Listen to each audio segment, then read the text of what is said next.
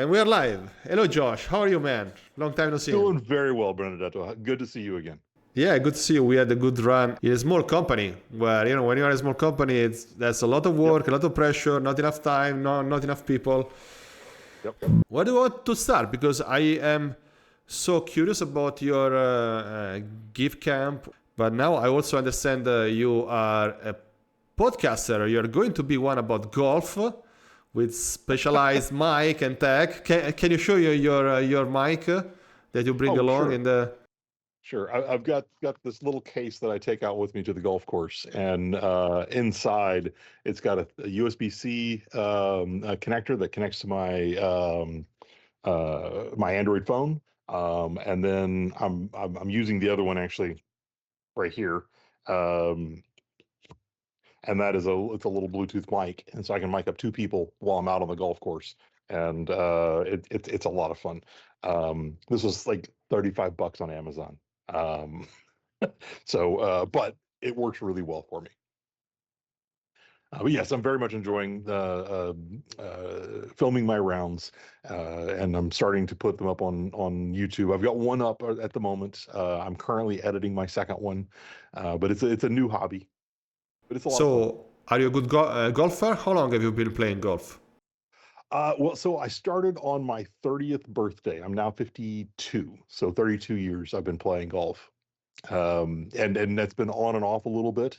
Um, but I'm an 8 handicap, and so an 8 handicap, it means that I'm usually shooting around 80, which when you're looking at the round of golf, and you look at average golfers across the world, your average golfer is not going to break 100. And so I'm 20 strokes better than your average golfer. So That seems like a lot. it is, however, there's still about 10% of the world that is better than me. So But how much better? Like 3 strokes better, or 30, or pro golfers, so Scotty Scheffler, number one in the world, he would be about a plus 10. So I'm -8, meaning that I shoot 8 over. He is plus 10, which means that he usually shoots 10 under.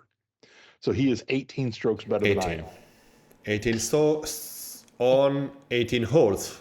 on 18 holes. So Yes. one strike, how On every single hole, he is a stroke better than I am. 1 stroke per hole, which is, so usually Turns it's out that's what, a lot. 3 instead of 4. Yeah, it seems like a lot. Yes, turns out it's a lot. And the thing is, I play fairly often with people who are 4 or 2 handicaps. I've got a buddy who's a 2 and or 2 buddies who are 4 handicaps.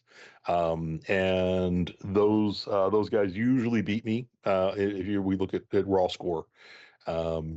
So yes, there are people who are definitely better than I am. So I very much enjoy my yeah, round. how consistent are you, or how consistent do you need to be in golf? Incredibly consistent. And so when let's see, when I went out and played last week, I'd had a finger injury. I um, well, I'll show you real quickly. This is 2 months in, and or almost 9 weeks in, and I've got a big scar at this point. However, all of the stitches, there were 8 stitches involved. Like it was ugly, but that's my finger right now. So it looks bad, Oh boy. but it's just a scar. And I'm actually able to bend my finger now, which meant that my round on Friday last week was my first round in 2 months, and I shot horribly. Um, by the end of the round, I got my groove back and things were good, but that was 2 months without golf, and I couldn't hit the ball. It was nasty. So when I am playing twice, 3 times a week, my handicap is continually going down. When I'm only playing once a week, I'm staying at my 8 handicap. When I fall off, when I'm only playing every 2 or 3 weeks, my handicap goes up. Yeah, I feel the pain. I did swimming when I was young, competitive swimming, and if you hit the pool every day, you lose Yeah. your sensibility, your water. So Yep. yeah, resistance and being there every day. Yep. So about being there every day, I was looking at your resume on LinkedIn, and to think where to start. What's been the journey of Josh in tech, and how can we summarize that? Is that even possible? Um, well, it depends on how much time we got. So, so, I have um, time. You probably are a bit busier than me at this time of the day. not a worry. So,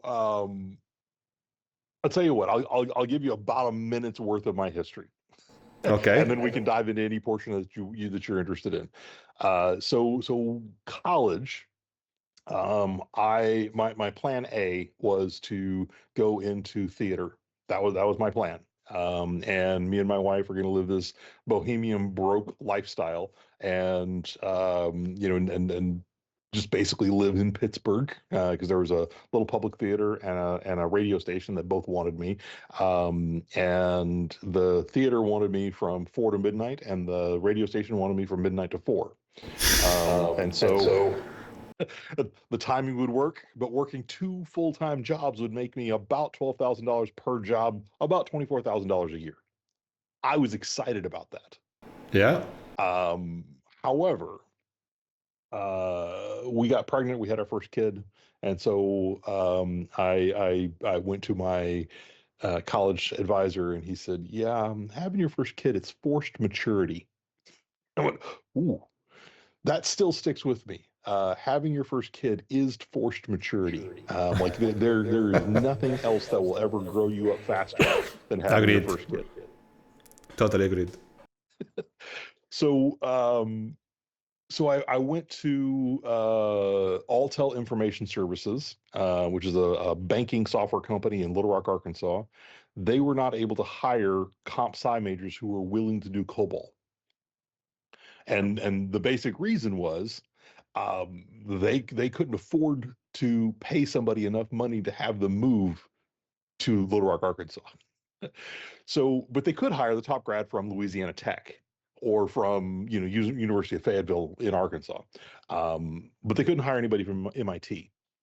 And so they were looking at these relatively junior people who were on the comp sci side, not really willing to do COBOL, but they were hiring liberal arts majors and training them in COBOL, which is what they did with me. And that's how I got into programming. Was I started with COBOL, and this is 96. Yeah, 96. I started doing COBOL. Um, and then about 2 years later, I realized that I loved telling computers what to do, and I hated the mainframe.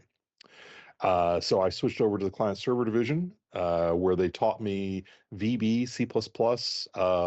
There was a 6 month training class because again, they Cool. couldn't hire the top grads from MIT either. So they were hiring the top comp sci majors out of Louisiana Tech, bringing them in, unteaching them everything that they learned in college, and reteaching them everything they needed in order to move into the production systems.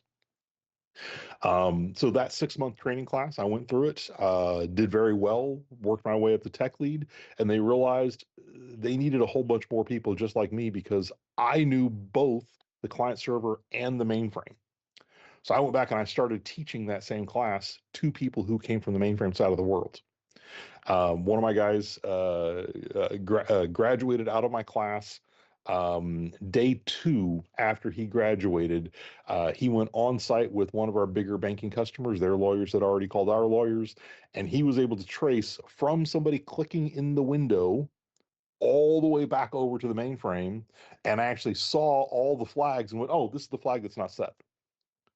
Averted a $5 million lawsuit. Amazing. Class played for itself. I was very excited. Uh, so I went from there to go do a bunch of training on my own. I actually worked for a guy named Richard Hill Shaw.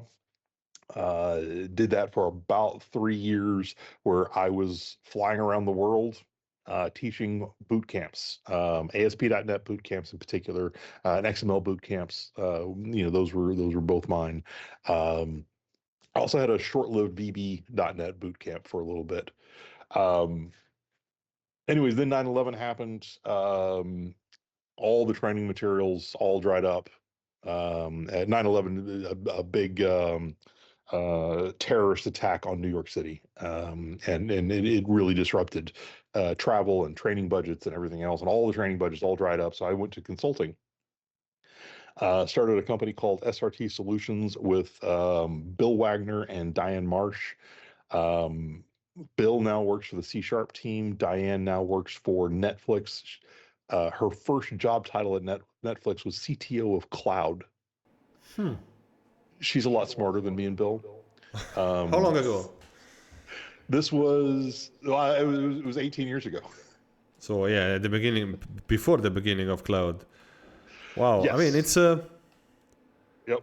okay. So I don't want to interrupt you, but I was thinking inside my head about the economics, right? The what you were saying about companies that could not afford hiring MIT guys, and so we both work for Microsoft. We both work for big companies, but in the lower part of the pyramid, actually the bigger part of the pyramid, there are a lot of companies that cannot afford the big Yep. or the all the graduates, and they are stretching to build software with,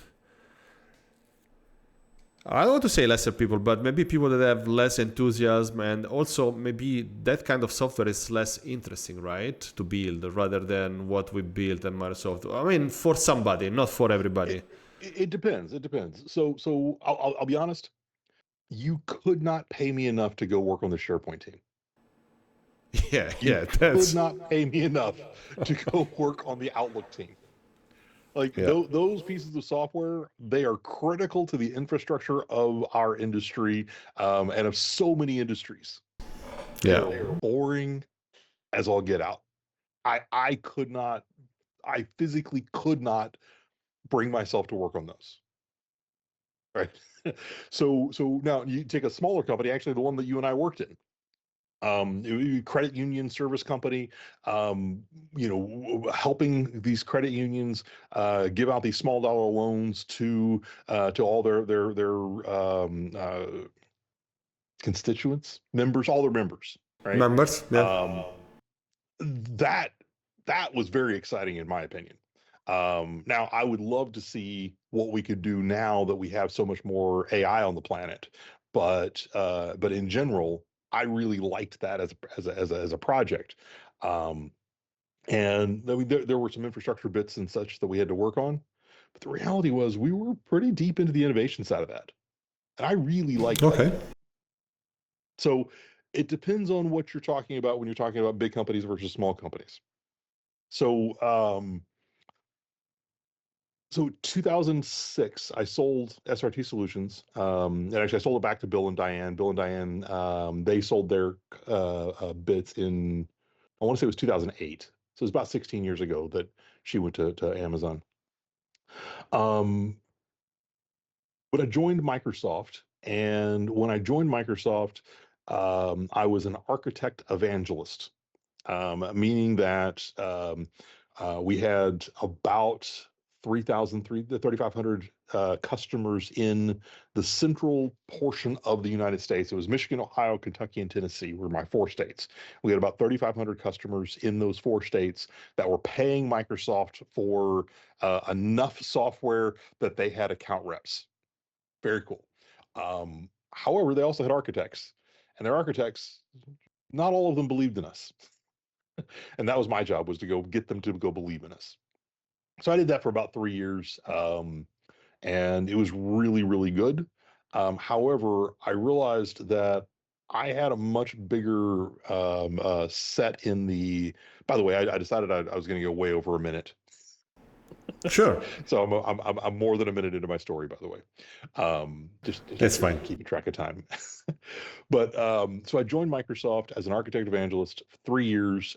Realized that I was doing a much better job talking to people in the open source community, and so I pivoted my whole role over to be open source. And so I did PHP and Ruby for about 5 years, 6 years At um, Microsoft. at Microsoft. Yep. What does it mean And to do PHP and Ruby at Microsoft? So so what it means is I was not writing PHP and Ruby for internal Microsoft. I was writing PHP and Ruby for external and for our customers. And so To teach I them was how writing a to bunch of use that in Microsoft? I mean, how Yep, does Microsoft would have benefited from that? absolutely. So one of the things that I did is I wrote a small version of a blog posting engine, so very similar to how WordPress is written, but it was using all Azure tables on the back end instead of using MySQL. Mm, Right, and I released that out open source so that people okay. could see how to use Azure tables from PHP. I did not expect anybody to ever use that blog engine. I think two people did. Okay. The more important part was I had the sample out there where everybody could see how I was using all the Azure tables. Right. I also showed all the things that I had to do to PHP in order to get it to run really well on Windows. Mm. I also talked the SQL Server team into providing SQL Server extensions for Linux because most Oh, PHP runs on Linux. yeah. And they were not able to talk to SQL Server because it was on Windows, it didn't have any Linux connections, and so now they have Linux connections to SQL Server, and that's my fault. Um, the Anyway, so that's basically what I did is I wrote a bunch of software, mostly open source, released as much as I could. I blogged a bunch. I went to conferences. I spoke to PHP conferences. I was the keynote speaker at probably 15 PHP conferences over 5 years. Um, I still get invited to go back and speak at PHP conferences. 12 years later, I've still got a bunch of friends in that area. Um, so anyway, so that's basically that's what I did for about 5 years. Um, and in there, I also got moved to Ireland. And so I moved to Ireland and I was the local technical evangelist in Ireland. So if it was Microsoft, I did it. Ireland. So Um, did you choose to move to yeah, I Ireland? chose to move to Ireland. Yes. Oh, with all the family, with the entire family? With the family. Yep. I took all four of my kids and my wife and we moved to Ireland. And we stayed there for 3 years. It was very exciting. Anyways, we moved from Ireland. We moved to Redmond, Washington, United States, basically because I needed to move back to the United States. There's a bunch of reasons for that, but I needed to move back, and I couldn't find a job in South Carolina where I wanted to move to. So I ended up moving to Redmond, opposite end of the states, but it's okay. So sorry, your Um, first 8 or 9 years at Microsoft, where were you? When? I was in Michigan for the first 5 years. Okay. Then I was in Ireland for 3 years, and then I moved from Ireland to Redmond, and I joined the Internet Explorer developer marketing team. That lasted about 9 months. I was the technical muscle on that team. Um, they backfilled me with people from the product team, and there were nine of them. So I evidently proved out that we needed a developer marketing team. So, but at that point, I Cool. joined TED, Technical Evangelism and Development. Um, that was a really interesting leap. I was the third employee on a team called the Partner Catalyst team under TED. Um, we proved out that we needed dev crews for our engagement model. And so our engagement model effectively is we are like consulting, but we're free. And so we go work with all these different companies, and we literally step in and help them code.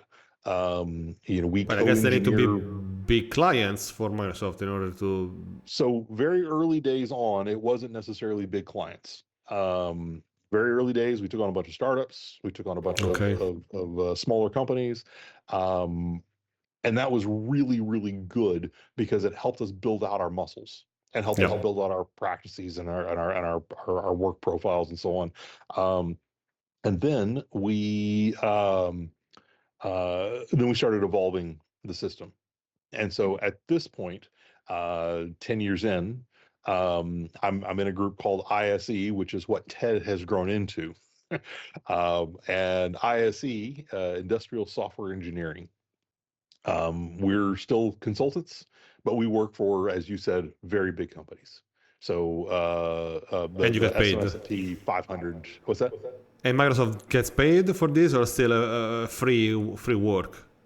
We are an investment in our customers' success. So one example, Okay. we worked with a company. Um, uh, Actually, you know what? I can't really talk about names on that one. Let me talk That's about okay. a different engagement. We were working with a company called Haier, Haiar, which it's a Chinese electronics manufacturing company. They white label a bunch of Hmm. stuff into everybody's homes around the world. Um, you'll never buy from Haier directly. Yeah, yeah, You'll yeah. always buy from GE or from some other company that is white labeling Haier products. Haier wanted to do and this is 9 years ago. They wanted to do a bachelor proof washing machine. Okay. So they wanted to be able to literally just take any clothes, dump it in the washer, and have it auto adjust all the settings Mm. and wash those clothes correctly. And I was like, great. All right, let's see. What we need, I think, is a textile recognizer. And they went, what? And I said, yeah, we need to see what every textile is that we're putting into the washer. And they said, okay, all right, fantastic. So one of my guys went and built a textile recognizer, and with standard webcams, and these are $40-$50 webcams. We're able to take a photo of a piece of cloth and actually recognize it up to 96% of the time. And the customer went, wow, that's amazing. Unfortunately, we have about 50 items in every single load, which means that you've messed up two in every single load. We went, ah, Yeah, which is enough to decolor or to do other crap that. exactly. So we mythbustered it. We took and we decided to figure out how big of a camera we could go to. So we went to a Canon 5D Mark III with with a really nice lens. Actually, I've got the lens right over here. So we've actually got the lens right here. Wow. So it's a 1.4 aperture lens with an 85 millimeter tele lens on it, and so I can take really crisp, big, fat photos with my Canon 5D Mark III. Um, and we were able to put those through the textile recognizer, and we got up to 99.5%. We were Which is very enough, excited, right?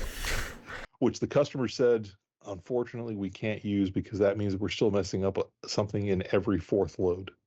And if that something happens to be your special person's undies, Yeah. um, then all of a sudden we have a problem.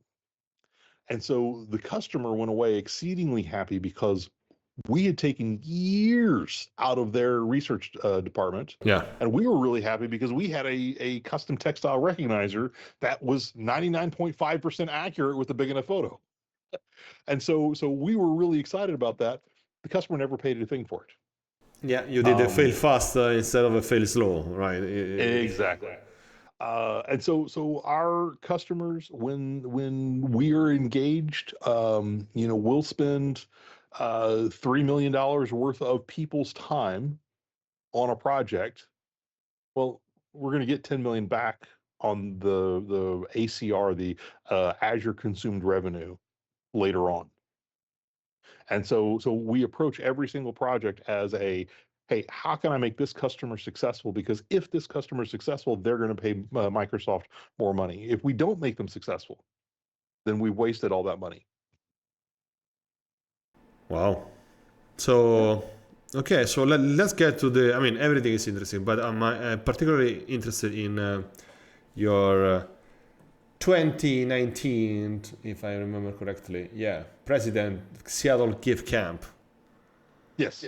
So can you explain to the audience what is GiveCamp and how did you connect? Did you join? Did you create it? I don't know the history of that. So the so GiveCamp is a nonprofit that helps nonprofits. And there's not a single give camp. So the idea behind give camp was basically it was given freely to the world, and different people have run different give camps different ways. And so that was one of the reasons I was very excited to go to the Memphis give camp. Okay. Was they run their give camp very differently than I have run give camps in the past. But let me give you a little bit of the history here. So the history is uh, back in I think it was 2007 or 2008, one of the two. Chris Koenig, who was a developer evangelist for Microsoft out of Dallas, he came up with the idea of GiveCamp. Um, and he founded the first one. It was not called GiveCamp at the time. The very first one that was actually called a GiveCamp actually happened in Ann Arbor, Michigan, and I was helping run that. And so did help come up with the brand. Very excited about that. Came up with a bunch of the other things. And I'll talk a little bit more about some of the things that we did that we do differently in various give camps. But in short, what Give Camp does is we invite a bunch of nonprofits to bring their technical problems to a weekend. And on that weekend, we get a bunch of technical geeks to come help solve those technical problems. In short, that's Give Camp. Everything else is dressings on the side. But in short, we get geeks to help nonprofits solve their technical challenges. And most of those challenges, to be honest, are WordPress. Is the solution. Somebody needs a better marketing presence, and they've had a static website that they're not able to update. Well, I can teach them how to use WordPress. Somebody needs, to be able to accept donations. Well, I can teach them how to integrate with PayPal, Stripe, Venmo, all the different payment providers. Again, in WordPress, somebody needs a plot finder for a cemetery. That's actually what we did for Give Camp Memphis. Is I helped a cemetery build out a new website. We'll get to that in a moment. But WordPress is incredibly flexible and strong as a platform for us to build on top of. And so probably 70 to 80% of the projects at a give camp, or sorry, yeah, turn into WordPress. Just being honest. But as we're teaching, or sorry, as we're building out the website, we're also teaching the nonprofit how to edit that website and how to manage that website. Okay. And by the end of that weekend, the theory is we as geeks walk away. And what stays at Give Camp happens at Give Camp. Or sorry, what happens at Give Camp stays at Give Camp.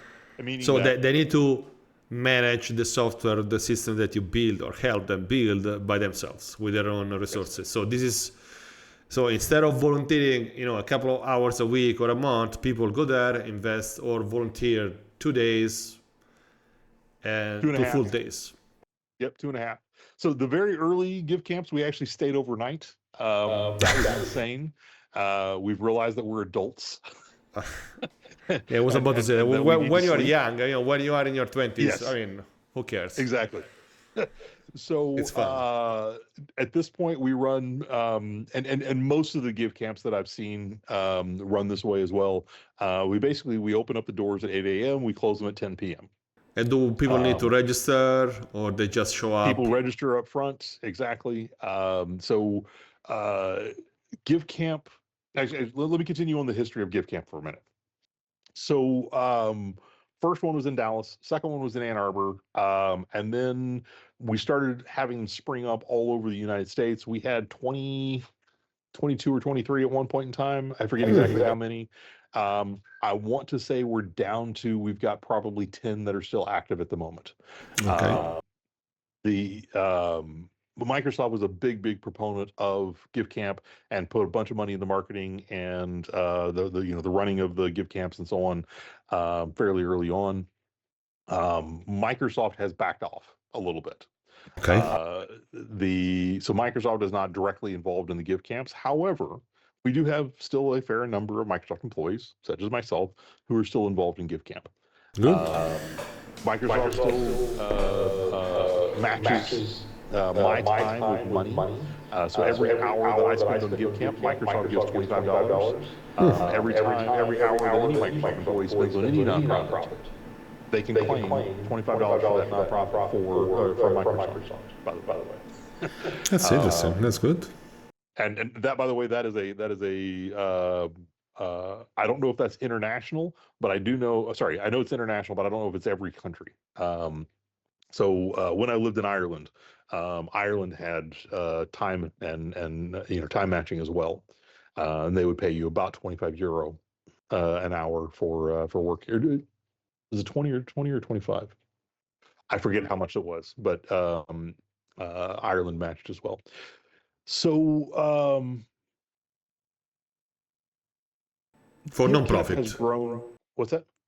Only for non-profit organizations. Yes, exactly. So Only 503 or whatever it is.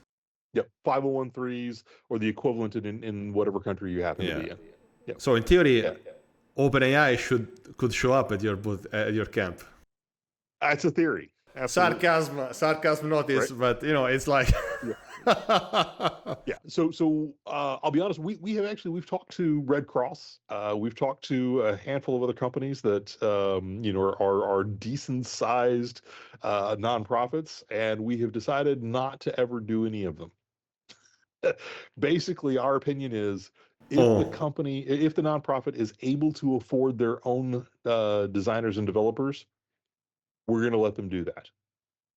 It seems a very reasonable choice. Policy of GiveCamp. That is my policy. Okay. But it seems to be appropriate for all of the nonprofits and all of the GiveCamps that I've seen. So if a nonprofit, who decides that? Who decides on the admission? It's you. It's a committee or something. So each of the GiveCamps is organized differently. In fact, Seattle GiveCamp for a while was basically it was a couple. There was a guy who was the president and his wife who was the marketing lead, and they ran, to be honest, a very successful set of GiveCamps in Seattle. I want to say their high-end mark was 30 nonprofits and 250 volunteers. That's a big weekend, by the way. Can you give these people a shout out, or it's? Oh yeah, sure. Paul Litwin and his wife Susanna. Yeah, Paul Litwin and his wife Susanna. They ran a very successful GiveCamp in the Seattle area. Thank you, guys. What's that? Oh, I say thank you to those guys. Absolutely, thank you to Paul and Susanna. And you took over. When did you take over? 2019, they gave me the reins, and so I've been running it since 2019. And they have stepped out of GiveCamp. They are now running a different nonprofit that may actually come be a customer of GiveCamp someday. Yeah. I don't know yet. So how much time does it take for you outside those 2.5 days, during the year? What do you do for GiveCamp? So GiveCamp, again, different GiveCamps run differently. So Seattle GiveCamp. What we have is I have in the last 6 years, I've built up a board. And so we've got 6 people who are currently part of my core team who mostly are on the board and are the core team that runs Seattle GiveCamp. We get together every single month. And we're working on what are we going to be doing for October, because October is when we run our GiveCamp. GiveCamp Memphis happens in February, so that was last month. But the Seattle GiveCamp, that happens in October. But we meet every single month. and we're discussing what our marketing plans are going to be, what our food plans are going to be, what, all the different things, all the logistics Food that go plans. into it. I like that. Oh, because Well, you gotta eat, right? All those people that come there, everybody that comes they gets need to fed. eat. Yep. Oh, And food, to be honest, that is our major expense throughout the year. So we hold our Give Camp on the Microsoft campus because Microsoft gives us the space for free, which we're very excited about. sweet. Give Camp Memphis, they hold theirs at University of Memphis at the FedEx Institute of Technology because FedEx and University of Memphis give them their space for free. Let me see if I can put the screen on and okay, I guess it should be recorded. So Give Camp, it's an name of goodwill. So give Camp Memphis, February 23rd to February 25th. That's the one. Yep. And we have, I see the locations. So what is this? Phoenix, somewhere in Texas. Yep. So that'd be Phoenix, Dallas, Northwest Arkansas, which is Fayetteville, or Bentonville, one of those two. Uh, Northeast U.S., which I think is somewhere in Connecticut. I forget exactly where it's at. New England, Watertown, that was the one, New Massachusetts. England. Yep, Massachusetts, not Connecticut, Massachusetts. Yep. Arkansas, Yeah, so there's about 10 or 11 Cincinnati. Yeah. nationwide. Mostly, to be honest, in the northeast of the United States. So Cleveland, Ohio, Ann Arbor, etc. Is there a reason for that? Historical reason or other reasons? The reason is that we have somebody who is willing to keep it running. Okay. It's that simple. So yeah. And the towns also, it comes down to where could we find free hosting for the space and where could we get nonprofits to come to. So Ann Arbor, we decided to do Ann Arbor instead of Detroit because it was a lot easier to get a bunch more nonprofits to come to Ann Arbor than it was to get them to go into inner city Detroit. So yeah, I guess they still have to pay for their own hotels, I guess, right, and transportation. Exactly. Yep. Yeah. And bigger Ann Arbor city. does not pay for people's hotels. It does pay for all the food that you eat while you're there. So coming back to what we do at Seattle GiveCamp, a large portion of our time over the course of the year is trying to figure out where can we find free food. And we have a number of different partners in the area who donate food over the years. They have, after COVID, most of them stopped giving their free food. And so, we're working on getting back into that where, we're able to get all the free food, et cetera, again. So, but it's about 4 hours a month up to about August. Actually July. So in July, we tend to have, in July, we send out our call for our nonprofits. And so A, there's time prepping all the calls and so on. B, we start getting our nonprofits submitting. We go through and effectively what we're looking for is we're looking for a nonprofit that is not religious and is not political. If a nonprofit is political or religious, we won't pick it up. It's just a hard Why is that? a hard rule that we do. Because you don't want to. Basically, because we don't want to dive into the politics. We want Give Camp to be as neutral of a environment as possible, and so we're helping a bunch of nonprofits that are in spaces that some people would consider political. For example, we have helped 100% of the people who take care of homeless in Seattle. There's one called Street Youth that Street Youth is a nonprofit that helps kids who are on the street who are between the ages of 12 and 18. And at 18, you graduate to there's a different shelter that they will push you to, but they are taking care of those young kids. That was heartbreaking for us A, that they have Oh, I such young bet. kids on the street. B, they needed they needed a CRM, a customer relationship management system for their youth. And they weren't able to use any of the 4Pay ones because A, they don't have any money. B, the 4Pay ones didn't actually do what they needed. So they needed to track how many pairs of socks have we given this kid? How many times have we given this kid a sleeping bag? How many meals have we given this kid? How, like, when was the last time we talked to them? Yeah, it's And different than a standard CRM.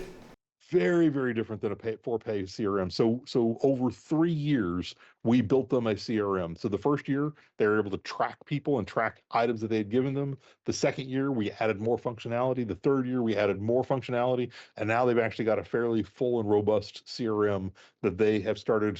They're using. B, they've started giving that out to the other homeless shelters around. Cool. And what do you use as a basic base infrastructure or tool for that or framework? So that one was a C# application that talks to a ASP.NET backend with a SQL Server database. Okay, so from scratch, you didn't That was from reuse scratch. any CRM, and you didn't modify an existing CRM. Nope. Well, that's Nope. cool. Well, basically because we didn't have the money to spend on it. So Oh, so I guess I'm not in the field, so I don't I think there's no open source CRM that you can take and modify. there are open source CRMs. However, again, peeling back all of those layers from those open Yeah, source CRMs to get down to the meat of what we actually needed, that was too much work. And yeah, so it was going to be a full weekend to set up a CRM, or it was going to be a full weekend to go build them what they actually needed. makes sense. Makes sense. So do you document these achievements, these incredible technologies that you build in a weekend? I mean, what's out Absolutely. there? Absolutely. So if you go to SeattleGiveCamp.org, um, and go to our history page. So under the About menu history page, you'll see that we've been running for 14 years. So we've had 146 projects built and well over 600,000 hours donated over the course of those 14 years.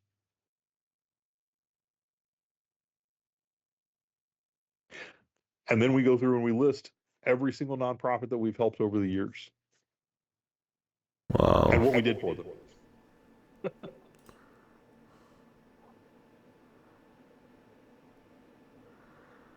interesting. Yeah, it's not loading. North Shore Senior Center. Yeah, I'm clicking on the various stories, but it doesn't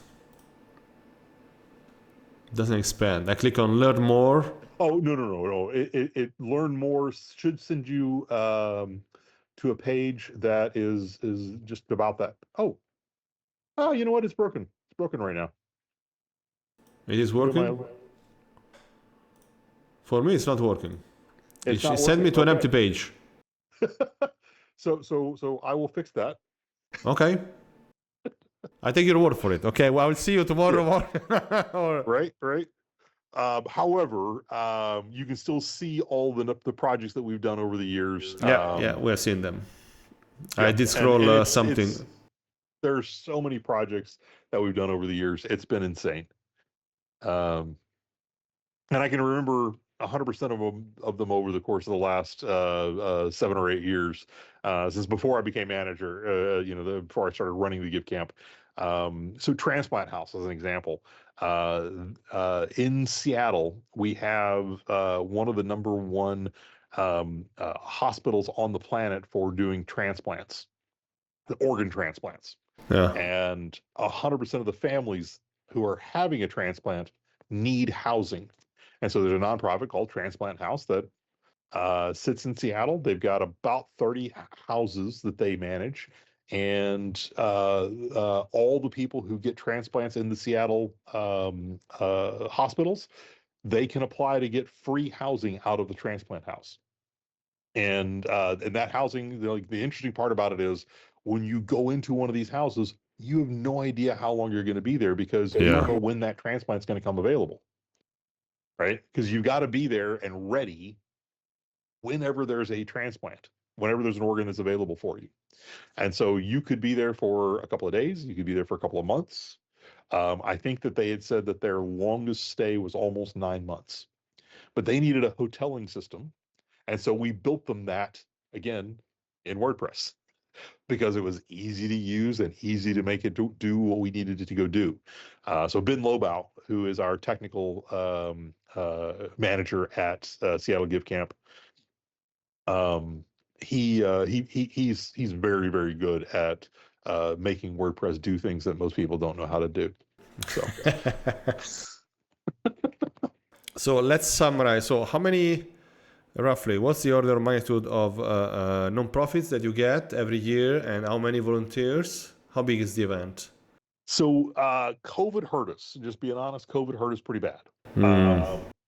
This year, so 2025, I think is going to be our big comeback year. So COVID, we had our first one, 2020. We had online. We had about 90 volunteers and 14 nonprofits. 2021, we actually skipped that year. That was there was a lot of things that happened that year, but we ended up not doing it that year. 2022, we did our first in-person one, and we had about, I think we had 20. We had between 25 and 30 volunteers. I forget the exact number, and we had 6 nonprofits. This past year, we had 5 nonprofits, and we had 25 volunteers. So the ratio is about 4 or 5 volunteers per non-profit, which is quite good. That is, we had a perfect ratio of volunteers to nonprofits. I would love to raise both of those, and basically times 10 both of those, and get back to 250 and about 30 nonprofits. I have a lot of, as you know, I spent 12 years in Seattle. I lived in Kirkland, worked for Microsoft, worked for Expedia. So I hopefully have a lot of people from that area that will watch this one. So if someone is interested, so first of all, what kind of profiles are you looking for volunteers? What they need to do to get in touch with you, or to consider helping for this camp for 2025, which will happen in October. Yep, October 14th. Is that right? I forget the exact dates. Yeah, if you give all the details, and also it will happen on Microsoft campus, right? So all my friends that work for Microsoft can. It would be easy for them, and Microsoft will match their donations, their time donation. So yeah, if you can give the details, who can help, what do they need to do to get in touch with you, and what they need to do between now and October. So October 17th and 19th, those are the dates for this fall. What I'm going to do is I'm going to, rather than talk just specifically about what we're looking for profiles, I'm going to talk about the nonprofit that we worked on at GiveCamp Memphis. So GiveCamp Memphis, they've been a longtime partner with Seattle GiveCamp. 2020, when we did our online one, we actually had a team from GiveCamp Memphis who volunteered to help out a whole bunch of our older nonprofits, and they updated everybody's WordPress. Cool. And all their plugins and all that kind of stuff. Like, it was purely an upgrade mission, but they did a fantastic job. The following year, we volunteered a team for their GiveCamp. Again, worked out really well. This year, I actually flew to Memphis and volunteered. Wow. Right? So the team that we put together was it was me and Ben Lobau. Ben, obviously WordPress genius, but we had 4 local volunteers. And those 4 local volunteers, Isaiah Oden, Michael Harris, Jack Flaherty, and Arlinda Ibezim. I forget how to pronounce her last name. That's fine. But we had all four of those. One of them graduated 4 years ago with a degree in comp sci from the University of Michigan, but has been working at a Chick-fil-A ever since. So he is technical. He knows how to program, but it's not his full-time job. Right. The other three all recently graduated, or actually Isaiah is actually still in Code Crew, which is it's a boot camp, coding boot camp based in Memphis that helps a bunch of people out.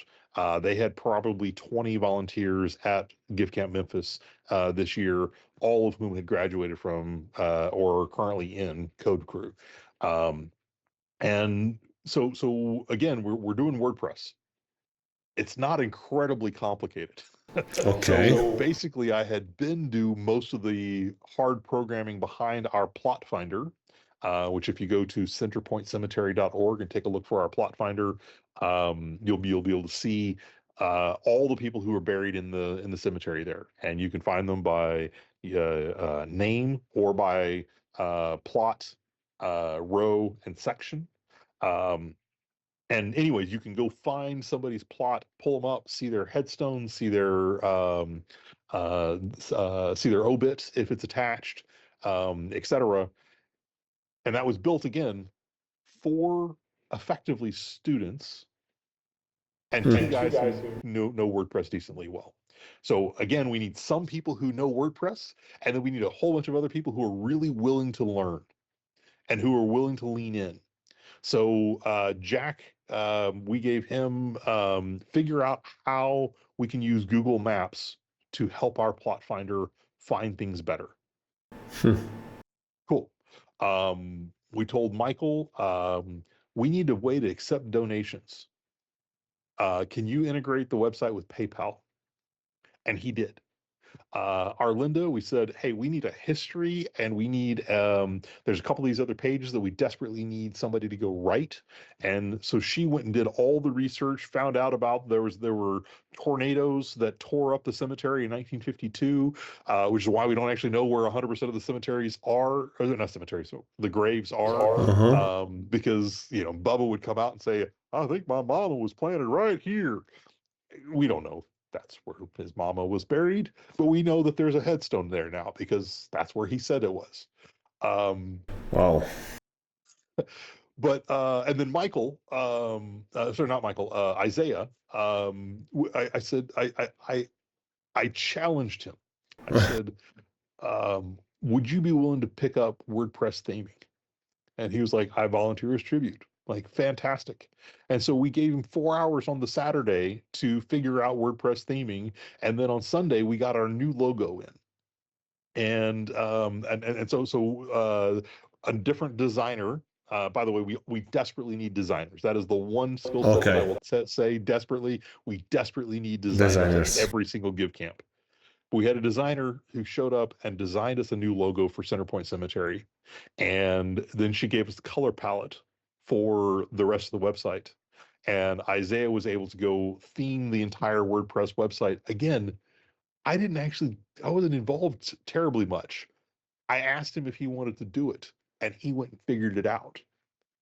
I would absolutely hire him, even though he has not finished his coding boot camp, because of his attitude and his willingness to go deep and go figure things out. So what do we need skill-wise?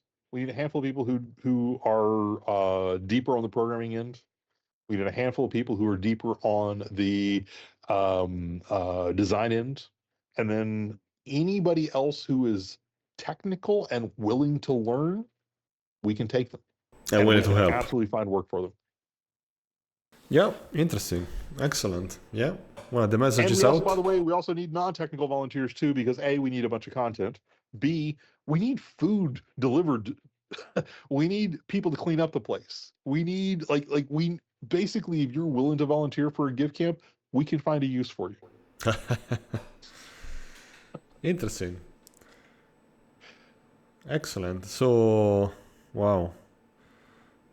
So when you say you have 25 people helping, so they do everything from helping with the code to cleaning to preparing the food or delivering the food, clean up? Just bringing the food from the car in and setting it up, and then taking it back down and taking it out to the trash, or Seattle GiveCamp at least, and Ann Arbor GiveCamp, both of which I've been involved in. And Memphis GiveCamp. We actually have partnerships with a bunch of the homeless shelters, and so any food that's left over, we take it out to go donate it to people who need it. Excellent. Wow. Yep. But that again, that requires volunteers. Yeah, it does. It does. To take it all over. So yeah. So actually, we are out of the allotted time. I don't know if you want to wrap it up, Josh, or we probably have real work to do. I do have work I need to get to. Benedetto, it has been an absolute pleasure. I have had a very interesting career over my life, and but I will say that GiveCamp is that is the most special thing that I've done with my career is GiveCamp.